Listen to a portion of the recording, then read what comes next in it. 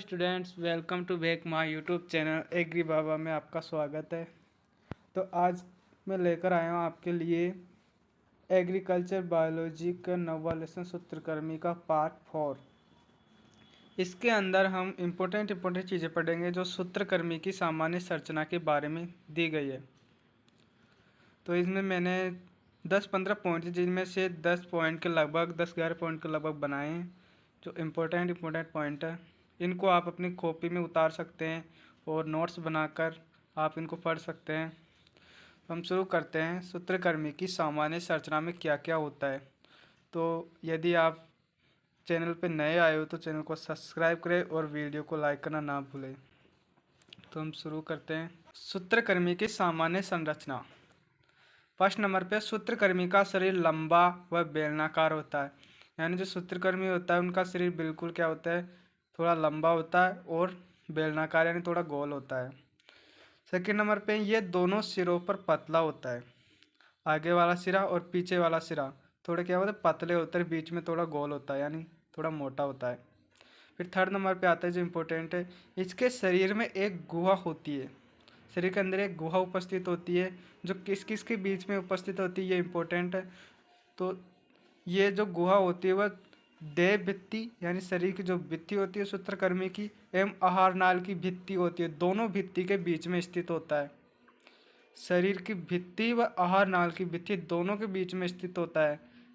तो क्वेश्चन इसमें ऐसे आएगा कि जो सूत्रकृमि में जो गुहा उपस्थित होती है वह किस किस के बीच में उपस्थित होती है। तो देह भित्ति और आहार नाल के बीच भित्ति के बीच में स्थित होता है। इसे लॉन्ग क्वेश्चन भी बन सकता है। इसके बाद में आता है 4 नंबर, इसमें वास्तविक भित्ति नहीं पाई जाती है। अर्थात इनमें कौन सी भित्ति पाई जाती है, अवास्तविक भित्ति पाई जाती है। इनमें वास्तविक भित्ति का अभाव होता है, इसलिए इन्हें कुटगुहिक जीव भी कहते हैं।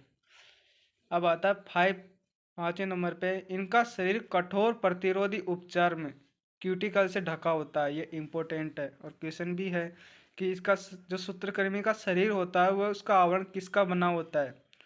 तो प्रतिरोधी उपचार जिसको क्यूटिकल, इंग्लिश में क्यूटिकल बोलते हैं, तो ज़्यादातर इसका क्यूटिकल ही आंसर होता है। क्यूटिकल किसे कहते हैं, तो क्यूटिकल एक आवरण होता है सूत्रकृमि पे जो प्रतिरोधी उपचार से बना होता है यानी क्यूटिकल से बना होता है। क्यूटिकल इसका स्राव अधिचर्म सेल कोशिकाओं द्वारा होता है। ये दोनों लाइनें इंपॉर्टेंट है कि इनके शरीर के जो ऊपर कवच पाया जाता है तो उसको क्या कहते हैं, तो उसको क्यूटिकल कहते हैं। और सूत्रकृमि का जो क्यूटिकल वो होता है, कवच होता है, उसका स्राव कौन सी सेल कौन सी कोशिकाएं करती है, तो इनका स्राव अधिचर्म कोशिकाएं द्वारा होता है। 6 नंबर पे आता है सूत्रकृमियों के अग्रभाग में उपस्थित मुख में 6 ओष्ठ होते हैं। इतना इंपॉर्टेंट नहीं है, लेकिन सूत्रकृमियों के जो आगे वाला मुंह होता है उस पर कितने 6 ओष्ठ यानी 6 ओष्ठ पाए जाते हैं। अब आता है 7वें नंबर पे सूत्रकृमि तंत्रिका तंत्र का निर्माण। यानी सूत्रकृमि का तंत्रिका तंत्र का निर्माण कौन कौन से तंत्रिका तंत्रों से मिलकर बना होता है, इंपॉर्टेंट है। यानी परिघर्षिका तंत्रिका और अनुदैर्घ्य तंत्रिका तंत्र।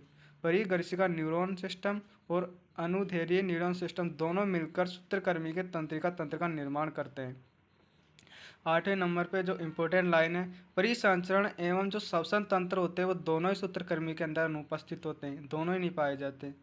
तो क्वेश्चन ऐसे आएगा कि सूत्रकृमि के अंदर कौन सा तंत्र कौन सा सिस्टम अनुपस्थित होता है, एब्सेंट होता है।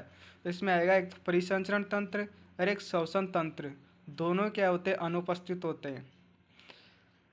90 पे आता है उत्सर्जन तंत्र आद्य यानी प्रीमेटिव यानी पुराना। प्रीमेटिव यानी क्या होता है, आद्य पुराना होता है। तो उत्सर्जन तंत्र आद्य प्रकार का होता है और इनमें जो फ्लेम सेल्स होती है, फ्लेम कोशिकाएं यानी ज्वलंत कोशिका जिनको ज्वाला कोशिकाएं बोलते हैं वो उन्हें उपस्थित होती है। अब 10वें नंबर पे आते हैं पाचन तंत्र किस किस से मिलकर बना होता है। तो ये क्वेश्चन भी है, तो पाचन तंत्र किस किस से मिलकर बना होता है। पहला आता है मुख, प्लस में गर्शिका यानी मुख और गर्शिका, फिर आंत्र आती है, फिर मलाशय आता है, फिर गुदा द्वार आता है, इसको एनएस बोलते हैं। तो पाचन तंत्र किस किस से मिलकर बना होता है, पाचन तंत्र मुख से मिलकर बना होता है, गर्शिका, आंत्र, मलाशय और गुदा द्वार, तीनों चीज़ें 3-4 चीज़ें मिलकर पाचन तंत्र का निर्माण करती है, डाइजेस्टिव सिस्टम का निर्माण करती है सूत्रकृमि में। अब आते हैं सूत्रकृमि के जननांग जो कि इम्पोर्टेंट है। नर जननांग अलग डिवाइड किया मैंने और मादा जननांग अलग है। तो नर सूत्रकृमि होता है उनमें कौन कौन से जननांग पाए जाते हैं। तो 5 नंबर पे वर्षण जिसको टेस्टिस बोलते हैं, दूसरा है शुक्र वाहिनी जिसको वासा डिफरेंशिया बोलते हैं। थर्ड नंबर पे गुहा गुदा, सॉरी गुदा है थर्ड नंबर पे गुदा। फिर चौथे नंबर पे कंटक, जो मुख वाले सिरे पे जो पिन के जैसे आकार होता है उनको कंटक बोलते हैं। प्रोप्टी क्या होती है कि जो नर होता है वो मादा को जो निषेचन करता है तो उस समय मादा को पकड़ने में क्या होती है, सहायक होती है। ये का भी एक क्वेश्चन है। अब आती है मादा जननांग। मादा जननांग में क्या क्या पाए जाते हैं, तो मादा जननांग में अंडाशय होता है जिसको ओवेरी बोलते हैं। अंडाशय अंडाशय से एक अंडा उत्सर्ज होता है। फिर आता है सेकंड नंबर पे गर्भाशय जिसको यूट्रस बोलते हैं। थर्ड नंबर पे गर्भाशय गिरवा जिसको वेजाइना कहते हैं। फिर है भग वुल्वा। तो तो ये सब इनके अंदर लिए गए हैं। नर जननांग भाग को अलग और मादा जननांग भाग को अलग अलग क्वेश्चन पूछे जाते हैं। इनमें क्वेश्चन ऐसे बन सकता है कि निम्न में से कौन सा जननांग नर का है, तो आपको अंडाशय, गर्भाशय, भग और एक वर्षण दे देगा। तो इनमें चारों में ऑप्शन में कौन सा होगा, वर्षण इसका आंसर होगा। सूत्रकृमि की संरचना में जो ये चित्र बनाया है मैंने बिल्कुल सिंपल तरीके से बनाया है। इसको एस आकार की दो लाइनें खींचिए ऊपर और एक नीचे, जो बीच में मोटी है आगे से थोड़ी पतली है। दोनों सिरे देखो इनके पतले हैं। ये कंटिका है, कंटिका मुख वाले सिरे पे होती है, जो इस क्या करते हैं पौधों के अंदर जो लार छोड़ते हैं और फिर उसमें पोषक तत्व घोल के वापस ग्रहण करते हैं, इसी कंटिका के माध्यम से करते हैं। ये इसका यहाँ पे सिर हो गया, यहाँ पे गर्शिका हो गई, गर्शिका के बाद में ये आहार नाला, आहार नाल में ये अंडाशय हो गया, ओवेरी, ये पूंछ वाला भाग हो गया। तो क्या चित्र सूत्रकृमि की संरचना दिया गया है। तो ऐसे आप, तो ये जो क्वेश्चन भी है मतलब 2000 बोर्ड 2022 था उसमें आरबीसी में ये क्वेश्चन आया था कि सूत्रकृमि की संरचना का चित्र बनाइए। तो ये चित्र है। तो हमने, अब आती है 10वीं लाइन, जो 10वीं और 11वीं दोनों इंपॉर्टेंट लाइन है, मोस्ट टू लाइन लिखी है मैंने। तो नर सूत्रकृमि में पूंछ वाले भाग में जो प्रोप्टी होती है जिसको ब्रश कहते हैं, यानी प्रोप्टी पाई जाती है, जो मैथुन क्रिया में नर द्वारा, नर क्या है, मादा को पकड़ने में सहायता करता है। नर मादा को पकड़ता है, तो किसके द्वारा पकड़ता है, प्रोप्टी के द्वारा पकड़ता है। इसका एक क्वेश्चन है कि प्रोप्टी का क्या कार्य होता है, नर में प्रोप्टी का क्या कार्य होता है। तो नर में प्रोप्टी का कार्य क्या होता है, जब ये मैथुन करता है तो मादा को पकड़ने में सहायक होता है। अब 11वें नंबर पे सामान्य सूत्रकृमि की लंबाई कितनी होती है, ये 3 क्वेश्चन बन सकते हैं। सामान्य सूत्रकृमि की लंबाई कितनी हो, तो एक जो सामान्य सूत्रकृमि होता है उसकी लंबाई लगभग 0.5 से 4 मिमी तक हो सकती है। ये इंपॉर्टेंट नहीं है, लेकिन दूसरा और तीसरा दोनों इंपॉर्टेंट है। सबसे छोटा सूत्रकृमि जिसको पेराटाइलेंकस कहते हैं, इसकी लंबाई होती है 0.2 मिमी लंबा होता है ये। सबसे छोटा सूत्रकृमि पेराटाइलेंकस है, इसकी लंबाई 0.2 मिमी लंबी है।